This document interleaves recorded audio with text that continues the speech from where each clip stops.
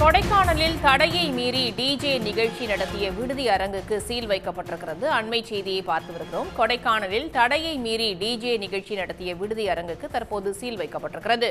Kodaikanal 7 road பகுதியில் உள்ள பிரபல விடுதியின் கான்பரன்ஸ் ஹால் கேரளாவைச் சேர்ந்தவர்களுக்கு விடப்பட்டிருக்கிறது. தற்போது அந்த விடுதி அரங்குக்கு சீல் வைக்கப்பட்டிருக்கிறது. கூடுதல் தகவல்களோடு இணைகிறார் செய்தியாளர் கார்த்திக். விவரங்கள் என்ன? நிச்சயமாக. அதாவது கொடைக்கானலை பொறுத்தவரையில் கொடைக்கானலில் தற்போது இந்த வார விடுமுறையை கொண்டாடுவதற்காக பல்வேறு இடங்களிலிருந்து குறிப்பாக அண்டை மாநிலங்களிலிருந்து அதிக அளவில் சுற்றுலா பயணிகள் வருகிறார்கள்.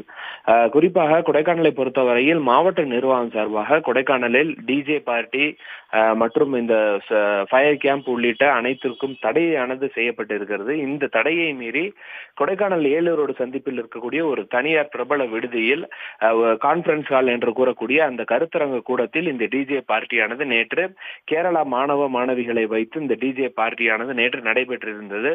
இதனைத் தொடர்ந்து மாவட்ட நிர்வாகத்திற்கு வந்த ரகசிய தகவலின் அடிப்படையில் அந்த பகுதியில் கொடைக்கானல் கோட்டாட்சியர் சிவராமன் தலைமையில் காவல்துறையினர், நகராட்சி ஆணையாளர் உள்ளிட்ட பல்வேறு துறை அதிகாரிகள் நேற்று அந்த பகுதியில் ஆய்வு செய்த போது அவர்கள் தடையை மீறி டிஜே பார்ட்டி மற்றும் அந்த ஃபயர் கேம்ப் உள்ளிட்டவை நடத்தி வந்தது தெரிய வந்தது.